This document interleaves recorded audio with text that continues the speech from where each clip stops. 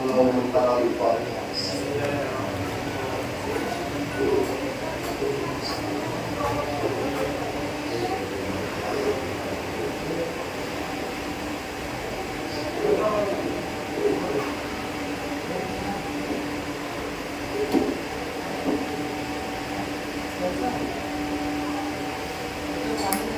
لا حول ولا قوة إلا بالله العلي العظيم.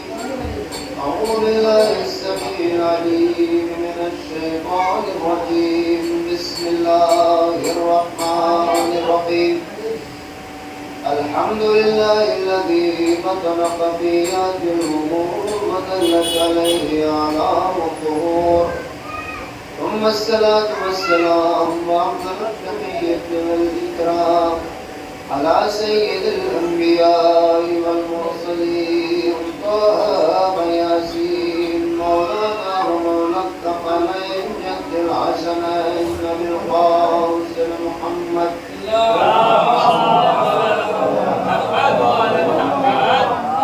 ناسي على أبيه ووسيله ووزيره وخليفته وعلى آله الطيبين الطاهرين المعصومين المظلومين المنتقمين المنتجبين، واللعنة الله دائمة باقية من الآن إلى قيام يوم الدين على أعدائهم أجمعين. أما بعد، فقد قال الله سبحانه وتعالى في كتابه الكريم والقرآن المجيد وقوله الحق. بسم الله الرحمن الرحيم.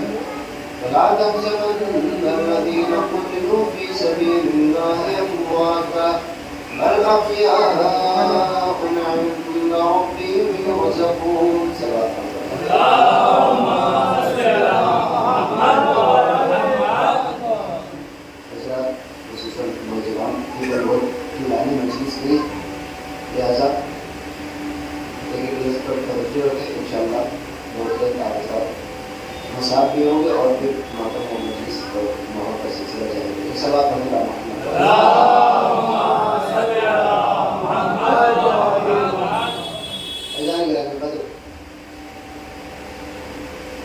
اس دنیا میں کچھ چیزیں ہوتی ہیں جو انسان کی پرسنل اور شخصی ہوتی ہے، چاہے وہ آپ کی اپنی ذاتی طور پر شخصی ہو یا بطور خاندان آپ کی شخصی ہو.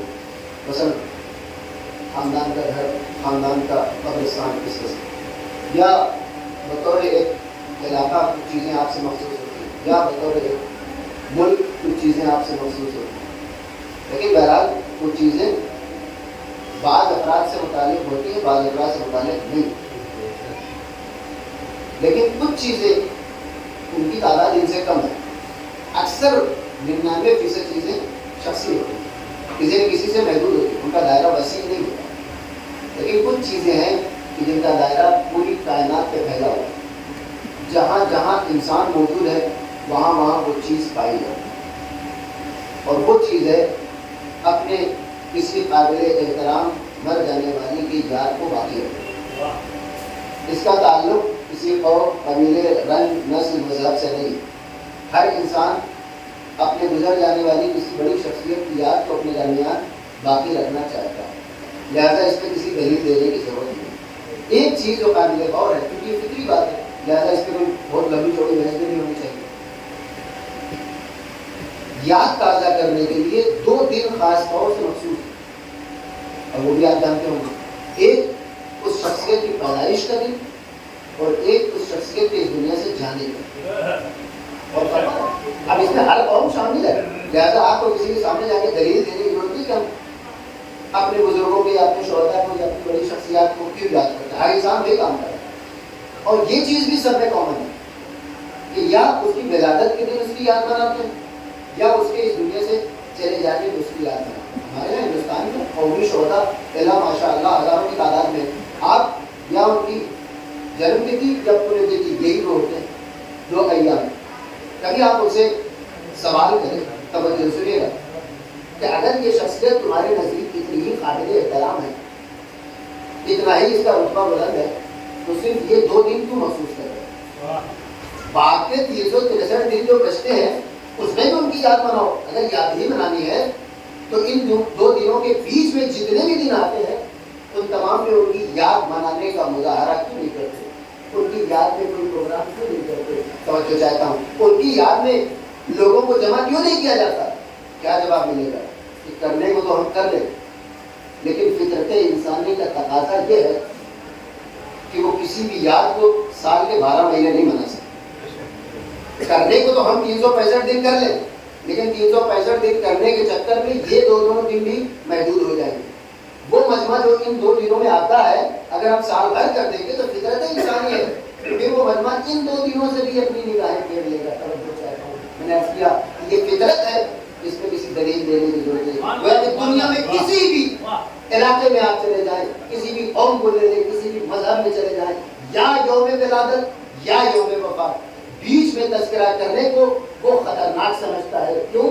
جتنا تذکرہ آپ بڑھاتے چلے جائیں گے اس یاد سے لوگوں کی دلچسپی میں کمی آتی چلی جائے گی. جتنا ہی آپ اسے بار بار بیان کرتے چلے جائیں گے اتنا ہی لوگوں کا انٹرسٹ کم ہوتا چلا جائے گا.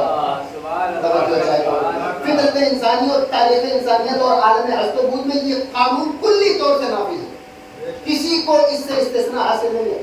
کہیں بھی چلے جائیں گے یہ قانون آپ کو مل جائے گا کہ ان 2 دنوں کے علاوہ زیادہ یاد بنانے کے چکر میں ان کو بھی ہم خراب کر ڈالیں گے. عزیزان گرامی، ہم نے تاریخ انسانیت کا مطالعہ کر لیا، لیکن صرف 2 تذکرے ہمیں ایسے ملتے ہیں کہ جنہوں نے فطرت انسانی کو بدل کے رکھ دیا.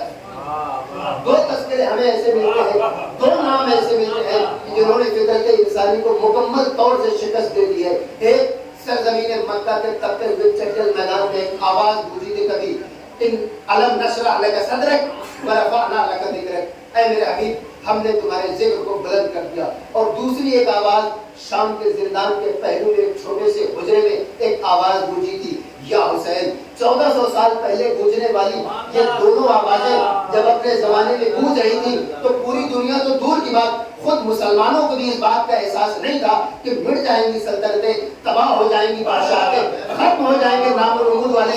لیکن اگر فطرت انسانی کو شکست دے کر کوئی تذکرہ ساری دنیا میں باقی رہے گا تو صرف 2 تذکرے ہیں، یا رسول کا تذکرہ یا آل رسول کا تذکرہ. سلوات پڑھے بار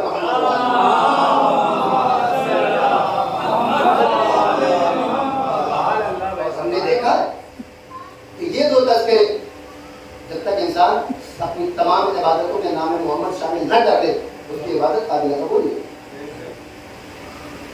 اور اسی طریقے سے ذکر اہل بیت جتنا بڑھاتے چلے جائیں گے آپ فضائل میں تو آپ کہہ سکتے ہیں کہ نیا گوشہ وہاں صاحب نے بیان کر دیا، مسائل میں تو کوئی نیا گوشہ نہیں. لیکن آج تک کسی کو یہ لگا کہ یہ بات تو پچھلے سال بھی سن چکے ہیں. حتیٰ یہ توجہ چاہتے ہیں کہ یہی چیز بے عین ہے، کاش میں یہ بات پہنچا دے دوں، یہی تذکرہ رسول و تذکرہ آل رسول والی چیز اگر ہم اپنے متعلقین کے اوپر نافذ کرتے ہیں تو وہاں معاملہ لگ جاتا ہے. ہمارے پاس اور بھی جو پروگرام ہوتے ہیں، ہم اپنے مرحومین کی برسی میں جو کر رہے ہوتے ہیں، 40واں فاتحہ تو ہو رہا ہوتا ہے، اس کو سال میں 1 دن رکھتے نہیں رکھتے، اس کو بھی اگر ہم زیادہ کر دیں تو لوگوں کی دلچسپی کم ہو جائے گی. فطرت کو شکست دینے والے اگر تذکرے دنیا نے دیکھے ہیں تو صرف 2 ہی ذکر ہیں، یا پیغمبر اسلام کا یا آل پیغمبر اسلام. اب ہم کو یہ دیکھنا ہے کہ پیغمبر اسلام سے متصل جو سلسلہ ہے آل رسول کا، وہ پیغمبر اسلام کے نقش قدم پر ظاہر سی بات ہے ہمیں یہ کہنا ہے. یاد رکھیے گا اگر آپ بغیر دلیل کی گفتگو کر رہے ہیں تو 2-4 سال کے بعد آپ اس مقام پہ آ جائیں گے کہ ہمارے لیے دادا جی ہم کریں تم سے مطلب یہی کرنا پڑے گا آپ کو. اس طریقے سے آپ خود تو عزادار بنے رہیں گے لیکن کسی اور کو عزادار نہیں بنا. اگر کسی کو اور کو لے کر اپنی بس میں آپ کو آنا ہے تو آپ کو مدلل ہونا پڑے گا.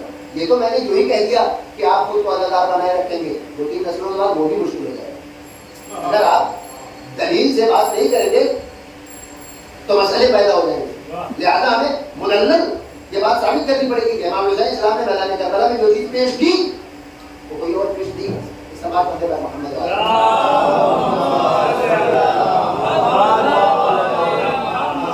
پیغمبر اسلام کی یہ صفت دیکھیں پھر ہم آہستہ آہستہ امام حسن اسلام اور امام حسین اسلام کی سیرت مبارکہ میں اس پہلو کو تلاش کریں. پیغمبر اسلام کی ایک صفت کہ جس کا مشاہدہ دنیا نے کیا اور اس کی برابری کوئی نہیں کر سکا. وہ تھی پیغمبر اسلام کی قوت برداشت, پیغمبر اسلام کی مہربانی. بسم اللہ الرحمن الرحیم. فبما رحمت من اللہ لنت لهم ولو كنت فظا غليظ القلب لانفضوا من حولك. اے میرے حبیب کہ اللہ کی مہربانی ہے مسلمانوں کے اوپر جو آپ اتنے نرم دل ہیں, ورنہ اگر آپ کی زبان سخت ہوتی یا دل سخت ہوتا یہ اٹھ کے بھاگ جاتے آپ کے پاس. ہمیں یہ دیکھنا ہے کہ جس طریقے سے, اور یہ وہ چیز ہے کہ جس کی آپ عادت نہیں ڈال سکتے, اور فرما رہے آپ نماز پڑھنے کی عادت ڈال سکتے ہیں, روزہ رکھنے کی آپ کو عادت ہو سکتی ہے, پریکٹس کر لیں تو شاید آپ دن بھر بھوکے رہتا ہوں. پھر ہمیں یہی چیز دیکھنی سیرت معصوم ہے. لیکن آپ کے اندر محبت پیدا ہو جائے, یہ کہنے سننے سے نہیں آتی جب تک آپ کا مزاج تبدیل نہ ہو جائے. اور فرما رہے آپ لوگوں کو برداشت کرنا شروع کر دیں, یہ جب تک آپ کے مزاج میں تبدیلی نہیں آئے گی, آپ ایک دن میں اٹھ کر اچانک لوگوں سے محبت سے باتیں نہیں کر رہے.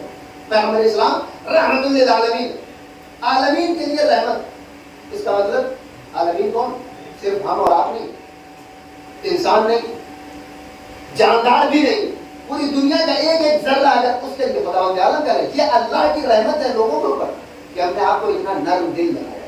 ایک واقعہ سن لیجیے, پیغمبر اسلام کتنا لوگوں کو برداشت کرتے ہیں. یہ غلط آتا ہے کہ مسلمانوں میں معاملہ الٹ گیا. لیکن پیغمبر اسلام کے بارے میں ملتا ہے کہ افراد یہیں پھیلا کے بیٹھ جاتے. خداوند عالم کو کہنا پڑا کہ یہ تمہارے باپ نہیں ہے, کیونکہ لفظ قرآنی ہے اس لیے میں کہہ رہا ہوں, ورنہ باپ کہنا شاید ادب کے خلاف ہو. کہ یہ تمہارے باپ نہیں ہے کہ ان کے سامنے تم جیسے بے تکلفی سے اپنے گھر میں رہتے ہو, میرے حبیب کے سامنے بھی تم ویسے ہی رہنے لگو. لا ترفعوا اصواتکم فوق صوت النبی, میرے حبیب کی آواز پہ اپنی آواز کو بلند مت کرنا. یہ کہنا اس بات کی دلیل ہے کہ آواز بلند کی جا چکی ہے, اور ٹوکنا اس بات کی علامت ہے یہ کام ہو چکا ہے. اس کے بعد ایک واقعہ چھوٹا سا, اور اپنے آپ کو بھی سیرت و کردار پیغمبر کے سامنے آپ رکھیں.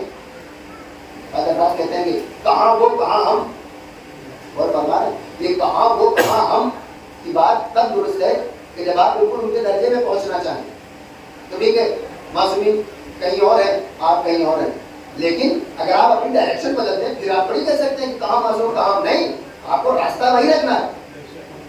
ہاں رتبہ سلمان فارسی کا آپ سے زیادہ ہو سکتا ہے, لیکن ایسا تو نہیں کہ سلمان فارسی گھر جا رہے ہیں اور آپ کہیں کہاں سلمان, میں گھر جاتا ہوں. اور فرما رہے آپ کو اپنا راستہ درست رکھنا ہے. اگر آپ کی ڈائریکشن غلط ہے تو جتنا تیز دوڑیں گے مقصد سے اتنا ہی دور ہوتے چلے گا. لہذا سیرت پیغمبر کو دیکھیں اور اپنا راستہ صحیح کرنے کی کوشش کریں. پیغمبر اسلام کے زمانے میں چند پیسے والے افراد آپ کی بارگاہ میں بیٹھے ہوئے تھے. ایک ایک لفظ غور سے سنیے, کیونکہ آج بھی پیسے والے تو آدمی ہیں, لیکن ایسے پیسے والے ہمارے پاس نہیں ہیں جیسے وہ لوگ بیٹھے ہوئے تھے. وہ جو الٹرا ریچ ہوتے ہیں جن کے ہزار ہزار اونٹوں کا سامان لگا ہوا ہوتا ہے. آج تو ہزار اونٹ ہی انسان کو کروڑ پتی بنا سکتا ہے, خالی اونٹ. وہ افراد بیٹھے ہوئے تھے, اور پیسے والوں کی یا جو زمیندار قسم کے یا نواب قسم کے لوگ ہوتے ہیں ان کی ایک مینٹیلٹی ہوتی ہے کہ جب ہم کسی سے بات کر رہے ہو تو بیچ میں کوئی اور غریب انسان ڈسٹرب نہ کرنا چاہے. یہ ایک پروٹوکول ان کا اپنا ہوتا ہے, کیونکہ بات کرنے کے انداز ان کو لگتا ہے کہ ہم زیادہ سمجھدار لوگ ہیں, ہم زیادہ پڑھے لکھے لوگ ہیں, تو کوئی جاہل انسان آ کر اس پروٹوکول کو خراب نہ کرنے پائے. لیکن بارگاہ رسالت پہ آپ لکھ کر تو نہیں لگا سکتے جہاں غریب نہیں آئے گا. تو یہ لوگ بیٹھے ہوئے جو باتیں کر رہے تھے پیغمبر اسلام سے کہ گائے پیسے لائے, اور اچانک یہ غریب انسان آ گیا اور اس کی ابا مٹی میں کٹی ہوئی, یہ جو اوپر کی رضا ہوتی ہے وہ. تو انہوں نے کیا کیا, اب آیا, وہاں کوئی پابندی تو تھی نہیں, وہ آیا جیسے بقیہ لوگ بیٹھے تھے, وہ غریب انسان پیغمبر اسلام کا بالکل اسی طریقے سے بیٹھ گیا. ایک انسان نے اپنی ابا کے دامن کو ذرا سا سمیٹ توجہ چاہتا ہوں, یہ کوئی بڑی بات ہے؟ آپ بتائیں, اگر مثلا میں بیٹھا ہوں اور آپ آئے ہو خدا خاصا میں اپنی ابا کا دامن سمیٹ لوں, اپنی وجہ سے سمیٹ لو, مجھے کیا فرق پڑتا ہے؟ یعنی کوئی بہت بڑی بات بھی نہیں تھی, جنرل پیرامیٹر پہ یہ کوئی قابل گرفت چیز نہیں تھی, لیکن نگاہ معاملہ رسالت سے نہیں بچ سکی. اس کا مطلب یہ ہے کہ پیغمبر اسلام فرما رہے ہیں کہ چاہے تم کسی کے ساتھ غلط سلوک کرو, اگرچہ کہ وہ اعتراض نہ کرے, لیکن میری نگاہوں سے نہیں بچ سکتے. اگر کسی غریب کا دل دکھایا تو چاہے وہ بیچارہ محلے میں آپ کی حیثیت سے تب کے اعتراض نہ کرے, قیامت کے دن میں ضرور. پیغمبر اسلام نے فرمایا کہ یہ کیا کیا تم نے؟ کہا کچھ نہیں, یا رسول اللہ بس یہی. کہا نہیں. اب پیغمبر اسلام نے جملہ کہا اگر اس کی اتباع کا دامن, اس کے قضا کا دامن تمہاری رضا سے مس ہو جاتا تو کیا تمہاری دولت اس کے پاس چلی جاتی یا اس کی غربت تمہارے پاس آ جاتی؟ اب اس آرگیومنٹ کا تو کوئی جواب تھا نہیں. اب کیا کرتا؟ کہا یا رسول اللہ میں اپنی آدھی دولت اپنے بھائی کو دیتا. یہ مسئلہ پیش آیا. پیغمبر اسلام نے کہا کہ کیا اگر اس کی ابا کے دامن تمہاری ابا کے دامن سے مس ہو جاتا, ایک ایک لفظ دھیان سے سنیے گا, تو کیا تمہاری غربت دولت اس کے پاس چلی جاتی ہے یا اس کی غربت تم تک آ جاتی؟ فوراً وہی سولوشن جو آج ہمارے درمیان ہوتا ہے. اگر ہم پیسے والے ہو جائیں تو کیا ہوا اگر میں نے کسی کو تکلیف دی, پیسہ تو ہے میرے پاس, ابھی 2 منٹ میں مسئلہ حل ہو جائے گا. پیغمبر اسلام نے فرمایا کہ نہیں, پیسے سے مسئلہ حل نہیں. اگر آپ نے کسی کو تکلیف پہنچا دی, کسی انسان کو کم تک سمجھ لیا, تو پیسوں سے مسئلہ حل نہیں ہوتا. یہ پیغمبر اسلام نے ثابت کیا. اب تک پیغمبر اسلام کے چہرے پر نظر کیا اثر ہے. جیسے اس بھائی نے آفر کیا کہ میں اپنی آدھی دولت اپنے بھائی کو دیتا ہوں, پیغمبر اسلام نے فرمایا مسکرا کر, دے تو رہے ہو, پہلے اس سے پوچھ لو اسے چاہیے بھی کہ نہیں چاہیے. دے تو رہے ہو, پوچھ لو. اب آپ بتائیے ذہن میں کیا رہا ہوگا؟ ابھی لے لے گا. میں 1% دیتا تو لے لیتا, ابھی آدھی دے رہا ہوں. اب آپ یہ بتائیے کہ یہ جو آدھی دولت مل رہی ہے حلال ہے یا حرام ہے؟ پیور حلال ہے. پیغمبر اسلام کی موجودگی میں بغیر محنت کے اس انتہائی دولت مند انسان کی آدھی دولت بالکل حلال طریقے سے مفت مل رہی. اس سے زیادہ میں کیا کہتے ہیں, 1 نمبر پیسہ تو نہیں ہو سکتا. اس سے زیادہ حلال پیسہ. اس کی طرف مڑے, کہا چاہیے کہ نہیں چاہیے؟ اس نے کہا کہ نہیں چاہیے. مفت میں حلال پیغمبر اسلام کی موجودگی میں اگر کوئی مال آپ کو مل رہا ہے, مفت میں مل رہا ہے, بغیر کسی محنت کو بھی, اتنے دولت مند انسان کا آدھا حصہ مفت میں مل رہا ہے, اس نے کہا نہیں چاہیے. تو ظاہر سوال تو ہوگا. پیغمبر اسلام نے کہا کیوں نہیں چاہیے؟ کہا یا رسول اللہ لے تو لیتا, لیکن ڈرتا ہوں کہ کہیں ایک مزاج نہ پیدا ہو جائے. سلام پڑھنے پر محمد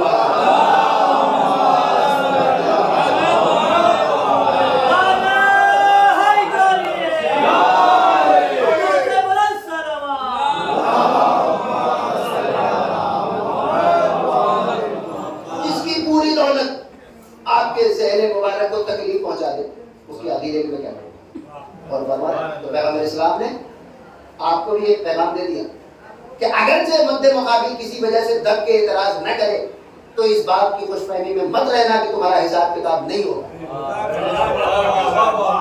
نگاہ پیغمبر سے تم نہیں بچ سکتے. اس کی وجہ کیا؟ کیونکہ اس نے کوئی اعتراض نہیں کیا, اور ہم اور آپ بھی ہوتے تو شاید اس معاملے میں کوئی اعتراض نہ کرتے. لیکن نگاہ پیغمبر اسلام ایسے لوگوں کو برداشت کیا. اب اگر یہ سیرت آگے بڑھے, بعض افراد کہتے ہیں کہ امام حسن اور امام حسین اسلام کے مزاج میں فرق تھا, وہ ذرا صلح پسند کرتے تھے اور امام حسین اسلام جنگ پسند کرتے تھے. یہ فرق تب ہوتا کہ جب امام حسین اسلام نے صلح کی کوشش نہ کی ہوتی. یہ فرق تو تب ہوتا کہ جب امام حسن نے صلح کر لی اور امام حسین نے تلوار بھی کر لی. امام حسین نے آخری وقت تک صلح کی کوشش کی. آپ عمر سعد اور امام حسین اسلام کے درمیان جو خط و کتابت ہوئی ہے شب عاشور تک, شرک کے آنے سے پہلے تک, آپ اس کو پڑھیں. امام حسین اسلام کے ہر خط میں یہ بات موجود ہے کہ میں آیا تھا کوفے والوں کے بلانے پر, اب اگر انہیں لگتا ہے کہ میری ضرورت نہیں ہے تو میں کہیں اور چلا جاتا ہوں. امام حسین اسلام نے صرف ایک بات پہ ضرور کیا کہ بیعت نہیں کرو. توجہ چاہتا ہوں امام حسین اسلام, آپ بتائیے انصاف سے, یزید کے پاس اتنی بڑی سلطنت کی جس میں آج 43 ممالک ہیں, پر امام حسین اسلام کہاں موجود تھے؟ مدینے میں, جو بالکل اس کا ایک کونا ہے. کسی بھی اختلاف رائے کو بادشاہ خاطر میں تب لاتا ہے جب وہ کیپٹل میں, دارالحکومت میں جب بدامنی پھیلے گی تب بادشاہ کے کام کھڑے ہوتے ہیں. اور ہندوستان میں بھی آپ دیکھ سکتے ہیں کسی کوئی بات منوانی تو سیدھے جنتر منتر جائے. کیوں؟ کیونکہ وہاں پر زیادہ بات سنی جائے گی, اور وہاں پر اگر بدامنی پھیلی تو بادشاہ کو زیادہ خطرہ محسوس ہوگا. توجہ چاہتا ہوں امام حسین اسلام 3000 کلومیٹر دور ایک کونے میں, اگر امام حسین اسلام بیعت نہیں بھی کرتے تو یزید کو کیا فرق پڑتا ہے؟ بہت فرمائے کوئی خطرہ نہیں. یعنی اگر پہلی بات تو امام حسین اسلام نے کوئی قیام نہیں کیا, کوئی تلوار نہیں نکالی, اور اگر تلوار اٹھا بھی لیتے تو عام نظر سے اگر آپ دیکھیں تو یزید کو کوئی فرق نہیں پڑتا. 5-6 لوگوں کے علاوہ پورا عالم اسلام اس کے ہاتھوں میں بیعت کر چکا تھا. 5 افراد بچے ہیں, وہ بھی ایک چھوٹے سے کونے میں, معمولی سے علاقے میں, کہ جہاں سے اگر فوج آنا بھی چاہے تو مہینوں لگیں گے. اس کے باوجود یزید امام حسین علیہ السلام کی بیعت لینے کے لیے اتنا اصرار کیوں کر رہا ہے؟ عزیزان گرامی، اگر آپ معمولی سے غور فرمائیں کہ اگر یزید کے پاس تمام عالم اسلام کی بیعت پہلے سے موجود ہے اور امام حسین علیہ السلام کی حیثیت دنیا کی اور پوزیشن اتنی کمزور ہے کہ اگر جنگ کرنا بھی چاہے تو امام حسین علیہ السلام کو کم سے کم 6 مہینے لگنے والے ہیں، اس کے باوجود یزید وہ کام کرتا ہے کہ جس کے نتیجے میں اس کی حکومت چلی گئی۔ 3 سال کے اندر یزید کی حکومت ختم ہو گئی۔ کیوں؟ امام حسین علیہ السلام کی شہادت کی وجہ سے۔ تو جو چیز بعد میں ہوئی 3 سال کے بعد، 3 سال پہلے اسے معلوم تھا کہ اگر امام حسین علیہ السلام کی شہادت ہوتی ہے تو میری حکومت چلی جائے گی، اس کے باوجود بھی اس نے اتنا بڑا رسک اور خطرہ مول لیا۔ کیوں؟ وہ انسان کہ جس کے بیعت نہ کرنے سے کوئی خطرہ نہیں تھا، اس کو شہید کر کے اپنی حکومت سے ہاتھ دھو بیٹھنے کا خطرہ یزید مول لے لیتا ہے، لیکن بیعت سے پیچھے نہیں ہٹتا۔ اس کا مطلب کہ دنیا کو سمجھ میں آئے یا نہ آئے، لیکن یزید اتنا جانتا تھا کہ ساری دنیا کی بیعت ایک طرف، حسین ابن علی کی بیعت ایک طرف۔ اگر حسین بیعت نہیں کرتا 3000 کلومیٹر، اور اس کے بعد امام حسین علیہ السلام نے آخر تک سننے کی کوشش کی اور یہ ثابت کر دیا کہ ہم دونوں بھائیوں کے کردار میں فرق نہیں ہے، اور باپ بیٹے کے کردار میں فرق ہے۔ اس نے صلح کر لی تو صلح ہو گئی، بیٹے نے صلح نہیں کی تو صلح نہیں کی۔ تو ہماری طرف سے تو صلح کا پیغام ہمیشہ ہے۔ اور یہاں پر ایک بات قابل غور ہے درمیان میں، اس کو جو میرے ساتھ اور زہیر بن قید، یہ 2 افراد 20 سال پہلے جنگ صفین میں بالکل الگ پارٹی، زہیر بن قید ادھر تھے، ہمارے ساتھ ادھر تھا، ولا کانٹ پر 20 سالوں میں کتنی تبدیلی آئی کہ وہ انسان، اور آخر تک وہ اگر امام حسین السلام سے توجہ سنیے گا، اگر امام حسین السلام سے خط و کتابت کر رہا ہے کہ مولا یہ کر لیجیے، وہ کر لیجیے، جانے دیجیے، ایسا کیجیے، ویسا کیجیے، مطلب اچھے طریقے سے پہچانتا ہے نبی صلی اللہ علیہ وسلم، ورنہ وہ براہ راست کر لیتا، وہ جنگ کو ٹال رہا ہے۔ اس کا مطلب کہ چاہتا ہے کہ حسین بھی مل جائے، دنیا بھی مل جائے۔ مسئلہ یہاں ہوتا ہے، اگر ناواقف انسان ہے تو کبھی نہ کبھی در حسین تک پہنچ جائے گا، لیکن اگر در حسین سے واقف ہے اور دل میں دنیا ہے تو وہ حسین سے دور ہی ہوتا چلا جائے گا۔ ایک سلمان پڑھے بار محمد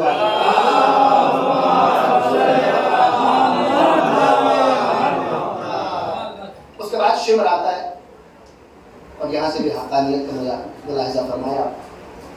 شمر نے کہا کہ ایسا ہے کہ مجھے ابن زیاد نے کہا یہ ساری باتیں آپ کو پتا کہ یا تو حسین سے جنگ کر، یا یہ سارا جو معاملہ ہے میرے سپرد کر کے مجھے انچارج بنا۔ تو میرے ساتھ میں کمان اٹھائی، تیر جوڑا، صرف اس لیے کہ ملک ریب نہ چلا جائے۔ ملک ریب تہران کے باہر ایک چھوٹا سا علاقہ ہے، اس زمانے میں پوری ایک سلطنت ہوا کرتی ہے۔ آج کے زمانے میں بتائیے باطل کی طرف سے کوئی آپ کو تہران جیسا شہر دے رہا ہے؟ آج ہمارے سامنے نہ ویسی جگہ ہے نہ ویسی سزا ہے۔ چھوٹے سے پارشد، councillor, M L A, M P بھی نہیں بنا کرو، ایم ایل اے تک زیادہ سے زیادہ، ٹھیک ہے؟ اتنی چھوٹی چھوٹی جزائیں ہیں، اور سزا کے نام پہ آپ کے سر میں کوئی تلوار تو نہیں رکھتے، ٹھیک ہے؟ زیادہ سے زیادہ تھوڑی سی بے عزتی ہو جائے گی آپ محلے میں، 2-4 لوگ سلام بند کر دیں گے۔ تو جزا بھی اتنی چھوٹی اور سزا بھی اتنی چھوٹی، لیکن آج ہماری صفوں سے لوگ اٹھ کر ان کی صفوں میں جا رہے ہیں، نہیں جا رہے۔ تو آپ سوچیں اگر حسین اور میدان کربلا کے زمانے میں اگر آپ ہوتے تو وہاں جزا بھی اتنی بڑی اور سزا بھی اتنی بڑی، ہم ثابت قدم رہ سکتے ہیں۔ بعض اوقات لوگ کہتے ہیں کہ وہاں صاحب ہم امام علیہ السلام کے زمانے میں نہیں ہے، کتنی بدقسمتی کی بات میں کہتا ہوں، جتنی بدقسمتی کی بات ہے اتنی خوش قسمتی کی بھی بات ہے کہ امتحان نہیں ہوا تمہارا، صرف دل کے جذبات کی بنیاد پر آپ کا بیڑا پار ہے۔ کبھی ذرا سوچیں کہ اس زمانے میں آپ بتائیں میدان کربلا میں لوگ امام حسین کو زیادہ پہچانتے تھے کہ ہم اور آپ؟ اگر مان لیجیے ہم اور آپ پہچانتے ہیں تب بھی چانسز ان کے زیادہ تھے، کیوں؟ کیونکہ وہ بالکل سامنے تھے۔ لیکن اس کے باوجود جب ابن زیاد آیا اور اس نے کہا کہ 3 چیزیں آج سے ملنے والا وظیفہ بند، اور اگر کسی نے مسلم نے عقیدے کا ساتھ دیا تو اس کی جان کی کوئی گارنٹی نہیں، آبرو کی کوئی گارنٹی نہیں، اور یہ بات درست ہے، اگر آپ کسی حکومت سے پنگا لیتے ہیں تو محلے میں آپ کی کوئی عزت تو نہیں رہ جاتی۔ ان 3 چیزوں کا صرف اس نے اعلان کیا تھا، ابھی کچھ شروع نہیں کیا تھا۔ جناب مسلم کے پیچھے ایک انسان نہیں نظر، تو ہم اور آپ آج سستے چھوٹ رہے ہیں، اگر عام زبان میں کہا جائے کہ صرف دل کے جذبات کی بنیاد پر ہم کامیاب ہو جائیں۔ ایک سوال پڑھ دے پر محمد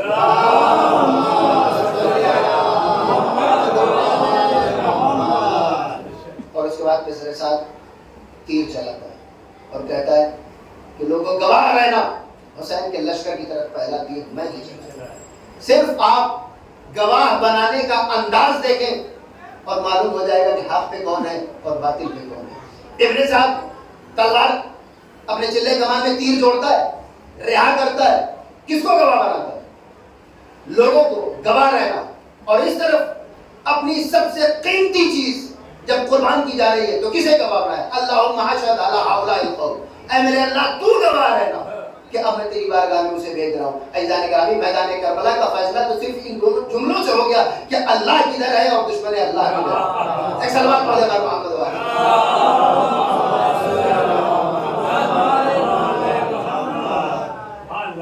اور اس کے بعد پیغمبر اسلام کی یہ صفت برداشت, قوت برداشت, اس کو کہتے ہیں حلم. امام حسن علیہ السلام تک پہنچی تو آپ کا لقب ہے کریم اہل بیت. کریم ایک ایسی صفت ہے, مہربانی, سخاوت, بخشش, عطا, جود, ان سب سے کریم کا فرق یہ ہے کہ کریم کا کرم کبھی جدا نہیں. مثلا اگر آپ کہیں کہ میں سخی انسان ہوں تو آپ نے ایک بار کسی کو دے دیا, ہو گیا سخی. اب کوئی ضروری نہیں اگلے دن پھر آپ مجھے کچھ دیں. لیکن اگر کوئی کریم ہے تو کریم کا کرم اور اس کی عطا اس سے کبھی جدا نہیں. جس کی عطا مستقل اور مدام ہو اسے کہتے ہیں کریم. امام حسن علیہ السلام کو کریم اہل بیت. ایک انسان آیا شام سے, اور شام میں اتنا ماحول خراب ہو گیا تھا اہل بیت کے خلاف کہ وہ آیا اور اس نے بجائے سلام, معمولاً انسان سلام دعا کرتا ہے, اس کے بعد غصہ ہوتا ہے, پھر گالیاں دینا شروع کرتا ہے. اس نے شروع ہی گالیوں سے کی. اور مدینے میں امام حسن علیہ السلام کوئی معمولی آدمی نہیں تھے. اگر کسی راستے میں مل کے کوئی گالی دینے لگے تو سمجھ میں آتا ہے کہ برداشت کر لیا ہوگا, حالات کی نزاکت کو بھاگتے ہوئے چپ رہے گئے ہوں گے. مدینے میں یعنی امام حسن علیہ السلام اگر صرف خاموش بھی رہ جاتے تو آپ کے صحابہ اس کا کام تمام کر دیتے, کچھ کہنے کی ضرورت نہیں تھی. اور امام نے جو جواب دیا آپ حضرات کو معلوم ہے. اس کا نتیجہ کیا ہوا کہ وہ آیا تھا گالی دیتے ہوئے, گیا تو آپ کی محبت اپنے دل میں لے گیا. یہ سلسلہ آگے بڑھا. امام حسین علیہ السلام کو یا میدان کربلا کو اگر وارث پیغمبر قرار دیا جاتا ہے تو اس کی وجہ ایک سیرت ہے. وہ سیرت ہمیں لمحہ بلمحہ نظر آتی ہے. پیغمبر اسلام جب مدینے آئے تھے تو آپ نے یہودیوں سے معاہدہ کیا تھا, ایک معاہدہ مسلمانوں سے بھی کیا تھا. بس اس کو اگر آپ سمجھ جائیں تو پھر فیصلہ ہو جاتا ہے کہ حقیقی وارث علم پیغمبر کون ہے. پیغمبر اسلام نے فرمایا کہ دیکھو مدینے والوں, خصوصاً مسلمانوں, یہودیوں سے وعدہ کیا کہ دیکھو ہم یہاں آئے ہیں اور مکے والے ہمارا پیچھا چھوڑنے والے ہیں نہیں, تو جنگ تو ہماری چلتی رہے گی. تمہیں یہ کرنا ہے, ہم تمہاری حفاظت کریں گے, تمہیں کرنا ہے بس نیوٹرل رہنا, کسی کی طرف مت جانا. تو یہ معاہدہ ان سے ہو گیا. مسلمانوں سے کہا مسلمانوں مدینہ میرے لیے, اور وساق مدینہ بڑی مشہور چیز ہے, چارٹر آف مدینہ آپ کہیں بھی ملے گا, کسی حوالے کی ضرورت نہیں. مسلمانوں مدینہ میرے لیے سکون کی جگہ ہے, میرے بعد اسے قتل و غارت کا مرکز مت بنا. یہ جملہ آپ نے مسلمانوں سے, سارے ہنگامے اسی مدینے میں ہوئے. لیکن تبدیلی آئی مولا کائنات نے جس دن تخت خلافت سنبھالا اسی دن اپنا دارالحکومت کوفہ منتقل کیا. کیونکہ آپ کو معلوم ہے مجھ سے زیادہ فتنہ انگیز زمانہ کس کا ہوگا.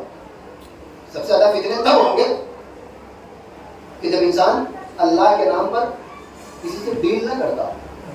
تو مولا کو معلوم تھا چونکہ میں کسی سے ڈیل نہیں کرنے والا ہوں تو فتنے تو ہوں گے. امام حسن علیہ السلام جب تک صلح نہیں ہو گئی آپ مدینے واپس نہیں آئے کہ یہاں کچھ نہ ہو جائے.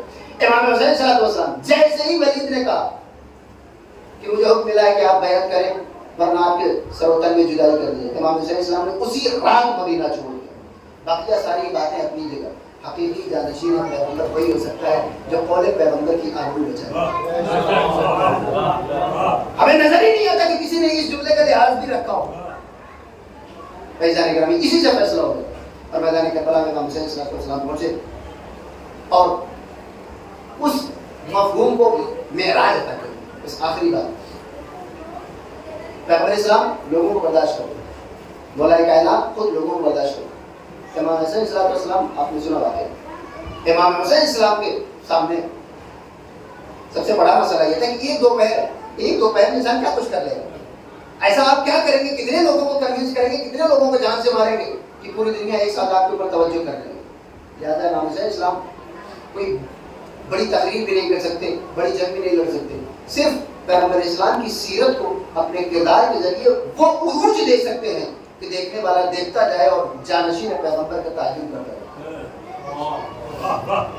ایک شخصیت امام حسین اسلام کی بارگاہ میں آتے ہوئے یہیں سے امام حسین اسلام کا کرم ملاحظہ فرمائیں اور رب کے مسائل چلو آپ پڑھتے بات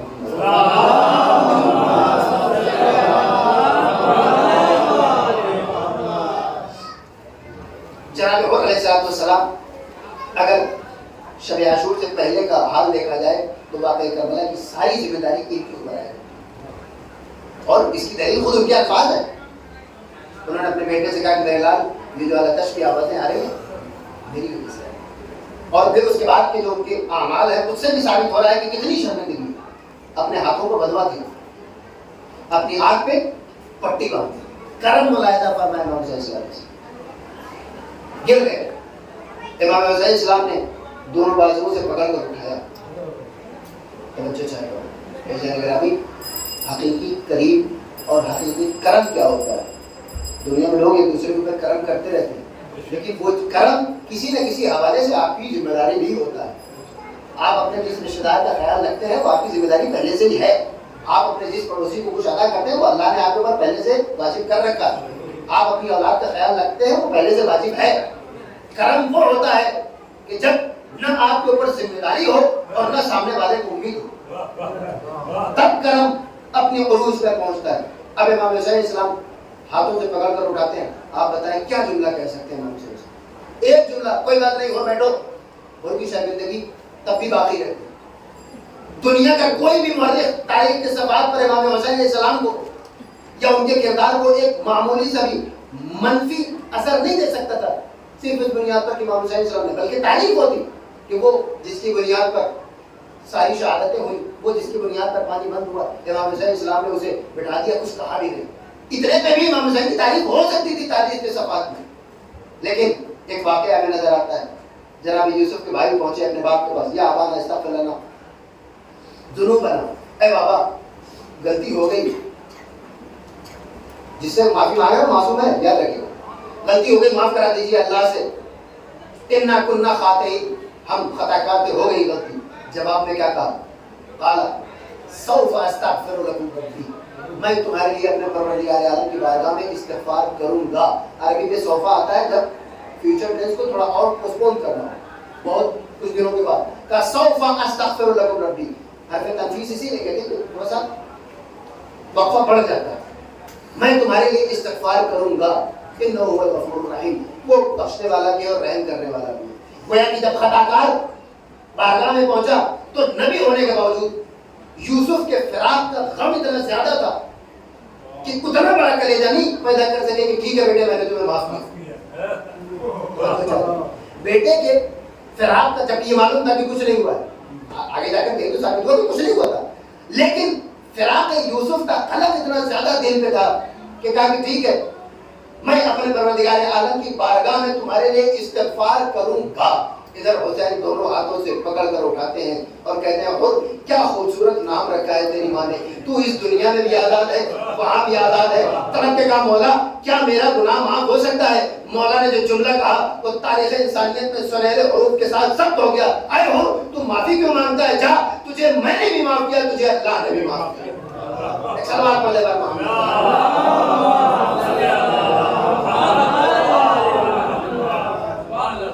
یہ وہ نشان کرم ہے کہ جس کی مثال ساری دنیا نہیں رہتی۔ تب ہم کہتے ہیں کہ آؤ کربلا کی طرف، اگر ہم یہ باتیں پیش کر دیں اور کوئی اس کی مثال لے آئے تو پھر ہم اس کے میدان کو بھی اپنے لیے نمونہ بنا لیں گے، لیکن پہلے کربلا سے بہتر کوئی میدان آئے تو، ورنہ اگر آپ صرف ایک جنگ بیان کرتے رہیں گے تو اس سے بڑی بڑی جنگیں ہزاروں ہو چکی ہیں۔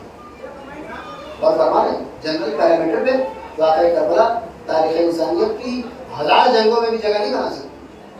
ایک چھوٹی سی جنگ، چھوٹا سا علاقہ، چھوٹے سے گروپ کے ذریعے جنگ لڑی گئی، زیادہ 200 فرد، یہ کوئی جنگ ہے۔ لیکن آج اگر تشار گاندھی اور نیلسن منڈیلا کے پوتے کربلا میں پہنچ کر، کربلا پہنچ کر امام حسین السلام کو اپنا خراج عقیدت پیش کر رہے ہیں، اس کا مطلب کہ وہ کربلا کو جنگ نہیں دیکھ رہے ہیں، حسین کا کردار دیکھ رہے ہیں۔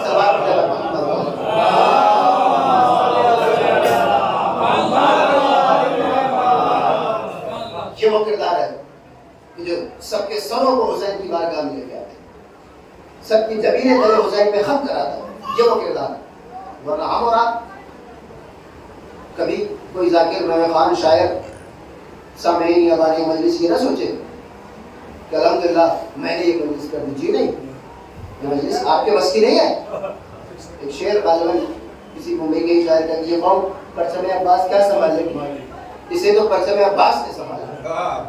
تو یہ مجلس آپ کے بل پہ نہیں ہو رہی، کیوں؟ اس کی دلیل کیا ہے؟ کیونکہ طلب جواب نہیں دے تب بھی ایسے ہی ہو رہی، اور جب کل کو آئندہ آپ نہیں رہیں گے تب بھی یہ ذکر ایسے ہی باقی رہے گا۔ کیوں؟ کیونکہ عام ذکر مٹ جاتے ہیں، تباہ ہو جاتے ہیں، ختم ہو جاتے ہیں، یا ان کا رنگ کم پڑ جاتا ہے۔ کیوں؟ کیونکہ ان کو کرنے کی ذمہ داری لوگوں کے ہاتھ میں ہوتی ہے، ذکر حسین کو باقی رکھنے کی ذمہ داری اللہ کی۔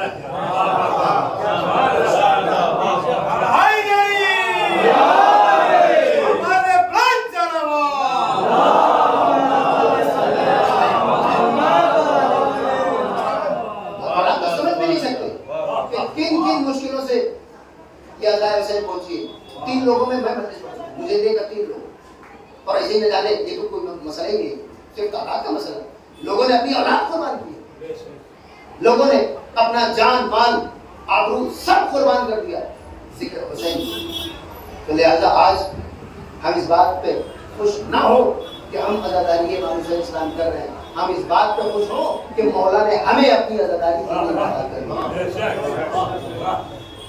اور میں نے اپنی گفتگو تمام کی، امام حسین اسلام نے میدان کربلا میں جنہیں منتخب کیا تھا ان کی مثال کوئی نہیں پیش۔ آج ہمارے سامنے قول معصوم کو سمجھنا بڑی بات ہے، نہیں سمجھ سکتے جو کہہ کے گئے کربلا میں لوگ اصحاب امام حسین اسلام کی مرضی پہچانے۔ جو جملے اور مسائل سے منسوب لیجیے کہ کردار اگر کربلا آج باقی ہے اس کی وجہ یہی ہے کہ جو کردار انقلاب لانے والے میں تھا وہی کردار انقلاب کو بچانے والا۔ اگر کربلا امام حسین اسلام کے بعد ہمارے ہاتھوں میں آ گئی ہوتی تو ہم اس کا بھی وہی حال کرتے جو ہم دوسرے پروگراموں کو کرتے۔ لیکن اگر یہ کردار باقی ہے، کربلا باقی تو کردار کی وجہ سے، اور وہ کردار میں بھی وہ مثالیں عرض کرتا ہوں کوئی پیش ہی نہیں کر سکتا سوائے امام سید سے۔ کربلا میں کیا کردار تھا؟ امام حسین اسلام نے آخر وقت تک کہا تم مجھے کیوں قتل کرنا چاہتے ہو؟ مجھے قتل کرنے کے بعد تمہاری ہمتیں بڑھ جائیں گی، تم اور زیادہ گناہ کرنے لگو۔ یعنی حقیقی جانشین پیغمبر ہونے کا ثبوت یہ دے رہا ہے کہ آخری وقت میں جہاں انسان اپنی جان بچانے کی فکر کرتا ہے میں امت کو بچانے کی فکر کرتا ہوں۔ اور فرمایا مولا کیا کرے مجھے قتل کر کے تم اور گناہ کرنے لگو گے۔ مولا یہ کون سا جملہ ہے؟ یہ جملہ وہی کہہ سکتا ہے جسے اپنے نانا کی امت کا خیال اپنے نانا کی طرح۔ شہادت کے بعد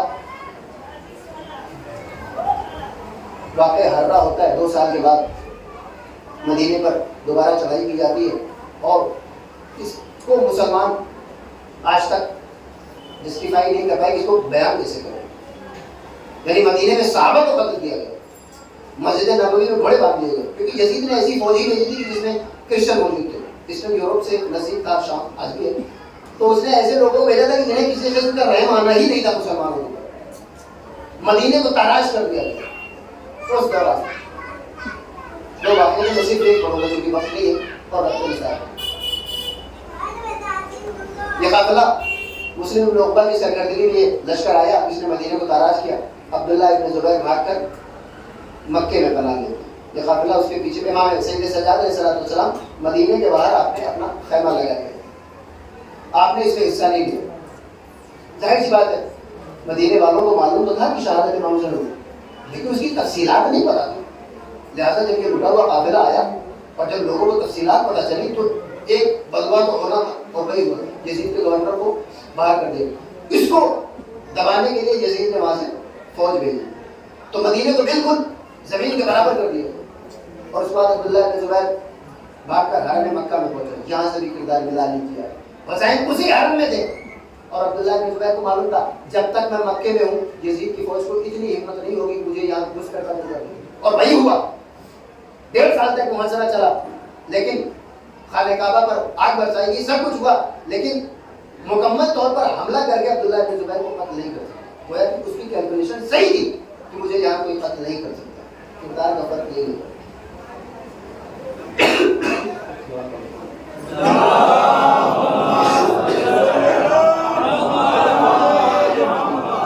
کردار کے بعد بحث کر رہا تھا، حسین اسی حرم میں موجود تھے اور عبداللہ ابن زبیر حرم میں بھاگ کر گیا، وہ اپنی جان بچانے کے لیے، حسین حرم کعبہ کی جان بچانے، ورنہ اگر امام حسین السلام مکے میں رہتے تو آپ کی بھی جان بچ جائے، لیکن کعبے کی حرمت پامال نہ ہونے پائے. سلام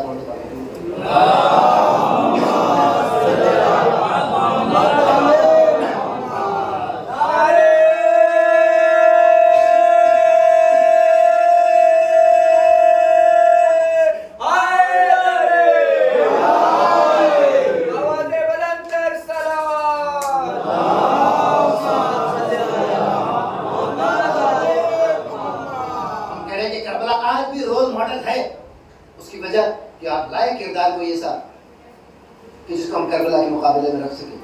تو عبداللہ ابن زبیر حرم میں اور یہ لشکر گھیرا بندی کر کے بیٹھا ہوا. یزید کا 64 ہجری میں انتقال ہو گیا. پھر وہ قافلہ ظاہر ہے کہ جب اصل بادشاہ مر گیا تو قافلوں کے چھوٹے موٹے واقعات میں کوئی دلچسپی تو ہے نہیں، تو پورا لشکر واپس چلا گیا. مکے سے جب آپ شام جانا چاہیں تو راستے میں مدینہ پڑتا ہے. یہ لشکر جا رہا تھا، اس لشکر میں ایک کمانڈر تھا حسین بن نمیر ساتھ سے. وہ جاتے جاتے بھٹک کر اس طرف نکل پڑا کہ جدھر چوتھے امام کا خیمہ لگا ہوا. بحث کر رہا تھا کہ جو کردار پیغمبر اسلام سے چلا تھا کربلا کے بعد، اگر وہ کردار نہ ہوتا تو کربلا محفوظ نہیں رہ سکتا. اور آپ مولا کی اس کردار کو دیکھیں، کون کر سکتا ہے یہ کام؟ بھٹک کر آ گیا مولا کے خیمے کی طرف. آپ نے اسے کھلایا پلایا، سونے کے لیے خیمہ دے دیا. اٹھا، اب اس سے خود ہی برداشت نہیں ہوا. اس نے کہا کہ مولا شاید آپ مجھے پہچانتے نہیں. مولا نے فرمایا میں تجھے اچھی طرح پہچانتا ہوں، صرف اس لیے کہ میرے بابا پانی نہ پینے تو نے میرے بابا کے لبوں پہ تیر چلا دیا. یہ وہ کردار ہے کہ تاریخ کربلا سوائے معصوم کی ذات کے کردار پیش نہیں کیا جا سکتا. اجرکم اللہ. میدان کربلا میں امام حسین علیہ السلام نے اپنے چاہنے والوں کو یاد تو کیا، لیکن ایک معمولی سی خواہش کے ساتھ. کاش ہم اپنے مولا کی وہ خواہش پوری کر سکتے. مولا نے آخری مرحلے پر یاد کیا، آخری مرحلے پر جہاں انسان کو صرف اپنی جان بچانے کی فکر ہوتی ہے، مولا نے اپنے شیعوں کو یاد کیا ہے. اپنے بیمار بیٹے کا شانہ ہلایا، کہا میرے لال جب مدینے جانا میرے شیعوں کو میرا سلام کہہ دینا اور ان سے کہنا کہ اگر کبھی ٹھنڈا پانی پیے تو حسین کی پیاس کو یاد کر لے. اجرکم اللہ. اس کے تھوڑی دیر کے بعد جب اپنے ششماہی کے لیے سوالے آپ کر رہے تھے، پھر ایک بار اپنے چاہنے والوں کو یاد کیا کہ اے میرے شیعوں، کاش تم میدان کربلا میں ہوتے تو دیکھتے کہ حسین اپنے 6 مہینے کے بچے کے لیے پانی کیسے طلب کر رہے تھے. اجرکم اللہ. جزاکم ربکم خیر الجزاء. اجرکم اللہ. بس ایک فقرہ امام حسن کی شہادت اور امام حسین کی شہادت میں ایک معمولی سا فرق ہے. عزاداران مظلوم کربلا، امام حسن کی شہادت بھی کوئی معمولی غربت والی شہادت نہیں تھی. اس سے پہلے اہل حرم میں، اس سے پہلے اہل بیت میں اس شان کی مصیبت کبھی نہیں دیکھی گئی تھی. جناب زینب نے اپنے بھیا کے جنازے کو رخصت کیا اور تیر لگا ہوا جنازہ جب واپس آیا تو پہلا جملہ جناب زینب نے کہا میرے بھائی حسن کا جنازہ ایسا تو نہیں تھا. اجرکم اللہ. اللہ اکبر. اب میں اکبر کا شہزادی، یہ مصیبت تو ابھی کچھ بھی نہیں ہے، ابھی تو آپ کو اور بڑی بڑی مصیبتیں دیکھنی ہے. اجرکم اللہ. امام حسین میدان کربلا میں ایک چھوٹی سی خواہش ظاہر کرتے ہیں. اے میرے چاہنے والوں، کاش تم میدان کربلا میں ہوتے تو حسین کی پیاس کا احساس تو کر لیتے. کوئی میدان کربلا میں حسین کی پیاس کا احساس کرنے والا نہیں تھا. بار بار اپنے چاہنے والوں سے مولا کہتے ہیں کبھی ٹھنڈا پانی پینا، کبھی مسافر کے بارے میں سننا، کبھی کسی غریب کی غربت کے بارے میں سننا تو اپنے مولا کو یاد کر لینا. مطلب مولا کو اس بات کا غم نہیں تھا کہ کاش میرے چاہنے والے ہوتے تو مجھے پیاسا نہ رکھتے، کاش میرے چاہنے والے ہوتے تو مجھے مرنے سے بچا لیتے، کاش میرے چاہنے والے ہوتے تو مجھے شہید نہ ہونا پڑتا. نہیں نہیں، مولا کو صرف ایک خواہش ہے، کاش میدان کربلا میں میرے چاہنے والے ہوتے تو میری پیاس کا احساس تو کر لیتے کہ حسین کتنے پیاسے ہیں. جزاکم ربکم خیر الجزاء. میدان کربلا میں ہم اور آپ تو نہیں تھے، لیکن 2 شخصیتیں تھیں کہ جنہوں نے ہماری اور آپ کی غیر موجودگی میں حسین کی پیاس کا احساس کیا ہے. ایک جوان لال علیت پر جب مولا نے کہا میرے لال میری زبان اپنے ذہن میں رکھ لو، شاید تمہاری پیاس کو کچھ افاقہ ہو جائے. تڑپ کر یہ پر پیچھے ہٹ گئے. بابا آپ کی زبان تو مجھ سے بھی زیادہ خشک ہے، بابا آپ تو مجھ سے بھی زیادہ پیاسے ہیں. دوسری شخص میں دوشے پیغمبر کو محفوظ نہیں کر سکتا، اپنے قدموں کو جھکا دیا۔ حسین پشت فرس سرزمین کربلا پہ تشریف لائے، ذوالجلال نے اپنی پیشانی کو خون حسین سے رنگین کیا۔ اجرکم اللہ بس آخری فقرہ قطارہ نے مطلوب کربلا، ذوالجلال اپنی رنگین پیشانی کو لیے ہوئے خیموں کی طرف چلا۔ اب شیطانیوں نے کیا دیکھا؟ سواری تو آ رہی ہے لیکن سوار موجود نہیں ہے، ذوالجلال تو موجود ہے لیکن دوش پیغمبر کا سوار موجود نہیں ہے، ارے مولا موجود نہیں ہے۔ شیطانیوں نے اپنے نرخے میں لے لیا۔ اب ایک ہی جیسے سارے جملے تھے۔ ادادارہ نے مظلوم کربلا تاریخ سارے جملوں کو نہیں لکھتی، صرف وہ جملے لکھے جاتے ہیں جو دوسرے جملوں سے کسی طرح الگ ہو۔ اب یہاں پر مورخ نے، مقتل لکھنے والے نے کسی شیطانی کا جملہ درج نہیں کیا کیونکہ سارے جملے ایک جیسے تھے۔ ارے میرے والی وارث کو کہاں چھوڑا، ارے مولا کو کہاں چھوڑا، ارے حسین کو کہاں چھوڑا ہے، لیکن اسی اثنا میں ایک جملہ مورخ کو مل گیا جو دوسرے سارے جملوں سے الگ تھا۔ 4 برس کی بچی شیطانیوں کے درمیان سے راستہ بناتے ہوئے آگے بڑھی، ذوالجلال کی گردن میں باہر ڈال کے ایک جملہ کہے، میرے بابا کے ذوالجلال تجھ سے کوئی اور سوال نہیں ہے، بس اتنا بتا دے آسوخ آمی اب قتل آتشانہ، ارے کسی نے میرے بابا کو پانی پلایا تھا یا میرا بابا پیاسا شہید؟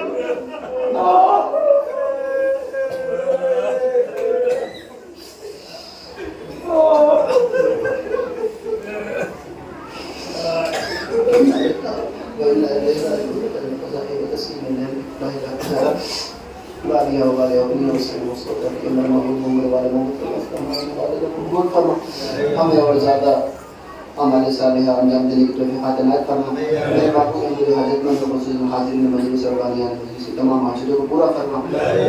بیمار کبر علیہ السلام کی صدقہ شفاء کامل عاجل عنایت فرما۔ جو مرحوم ہو چکے ہیں ان کو تبارک احمد طاہرین علیہ السلام عنایت فرما۔ امام کی بارگاہ میں بہترین جو فضل زہرا یوسف زہرا حضرت عبداللہ سے اعظم امام زمان علیہ السلام کی دعا تعجیل فرما۔ اپنے وزرت کو نور و دم کو کلاموں میں شمار فرما۔ من علم كان تستمر الإمام سلاسل ناصر رسول الحمد لله رسول الإخلاص برحمته مرحوم سيد أحمد حسني مرحوم سيد أم كلثوم مرحوم سيد حيدر عباس مرحوم سيد ظفر عباس مرحوم سيد عزيزة بانو مرحوم رضية بانو مرحوم حسنى بیگم مرحوم قاسم علی مرحوم علی حسن مرحوم عباس مرحوم مظفر جہاں کی ارواح کے ساتھ